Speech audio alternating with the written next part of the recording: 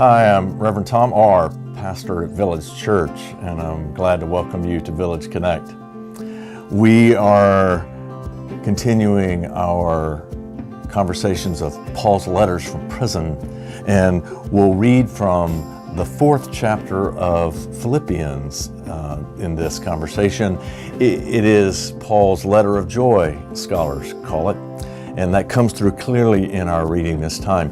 So read Philippians 4, you can start at verse 2 and read through verse 9, and when you finish, come back and we'll get started.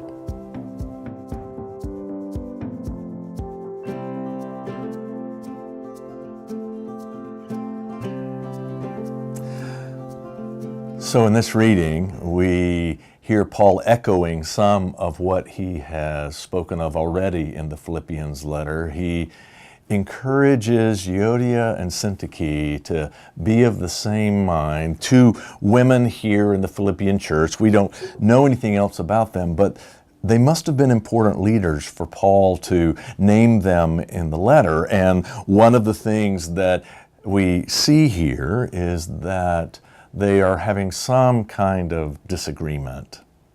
And Paul encourages them to reconcile, to be of the same mind. You remember the same mindset or orientation, an orientation where they see the good in each other and are not quite so strong in their own self-perception and opinion, but value the relationship and seek reconciliation. He encourages them to do that.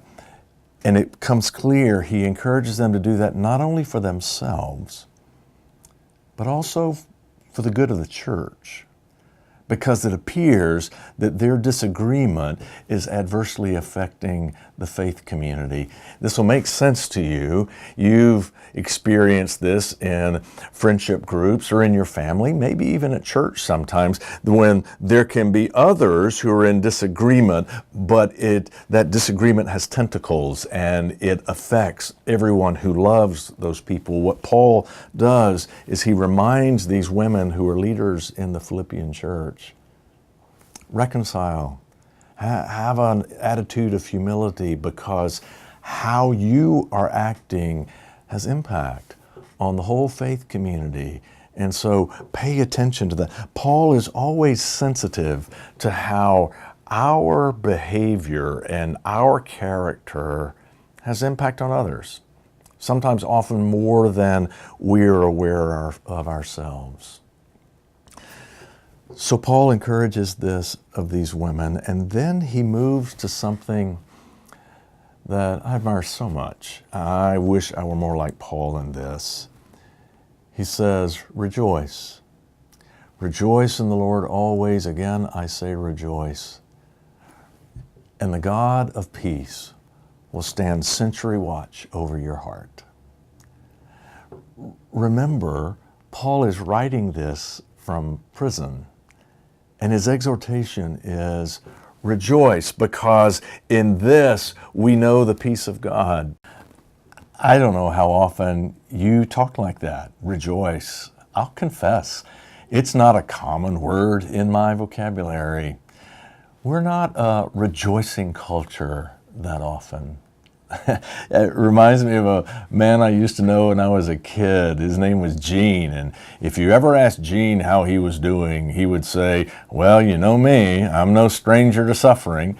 Didn't matter what was going on, he would always respond, I'm no stranger to suffering. Even if he had gone on a vacation, Gene, how was the beach? Oh, sand everywhere, hot as blue blazes, I'll never do that again. Even if it was something he couldn't deny, isn't it a beautiful day today? He would respond, well, yeah, now it is, but just wait. He's no stranger to suffering. Neither was Paul. But Paul's suffering was real. He was chased out of town. He was beaten. He was shipwrecked. He was imprisoned. And yet, Paul rejoices. So how does that happen? What happens in him that brings this joy in spite of the circumstances?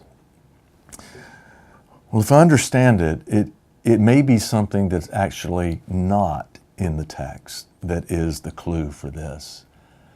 Because what Paul doesn't say in this letter is there's not one word of his asking why. Why me? Why do I have to be in prison? He doesn't focus on the relative benefit or pain of his circumstances.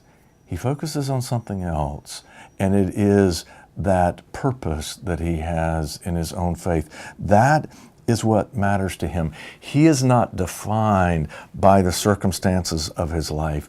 He is defined because he understands himself to be a child of God, a servant of Jesus Christ, one called to mission and ministry. And because all of that is true, no matter the circumstances, he can rejoice. And then Paul closes with something that at first may seem a little offensive, but actually it's really encouraging. He says, let me read it to you again. He says, finally, beloved, whatever is true, whatever is honorable, whatever is just, whatever is pleasing, whatever is commendable, if there is any excellence and if there's anything worthy of praise, think about these things. And then he says this, keep on doing the things that you have learned and received and heard and seen in me, and the God of peace will be with you. So admittedly, he sounds arrogant here. He sounds so arrogant. I want you to be like me, and the God of peace will be with you. But I think that the times Paul sounds the most arrogant are the times he is the most humble. Because remember, Paul also describes himself in other places as the chief of all sinners. In our last reading, he described himself as a persecutor of the church. What Paul is pointing to here is not himself, but what the grace of God has done in his life. What he is reminding the Philippians is that he is not the same man because of his faith. He has pressed on toward the person God is calling him to be. And the Philippians know that's true, not only because they've seen it in him, but they've also seen it in themselves. Here's the truth about our faith in us. If we continue to engage it, then over time we change. We do. We see things differently. We understand ourselves differently. We experience our relationships differently. That is the grace of God that is alive in our lives. And what's so important about this is Paul is reminding us this is not just some abstract thought. This is not just some theological doctrine. This gospel is enfleshed. It lived in him, and it lived in the Philippians, and it lives in you and me. So maybe think about where you've seen grace in yourself and in those around you. And in that, when you see that, maybe you too will rejoice. Maybe you too will have the peace that Paul speaks of.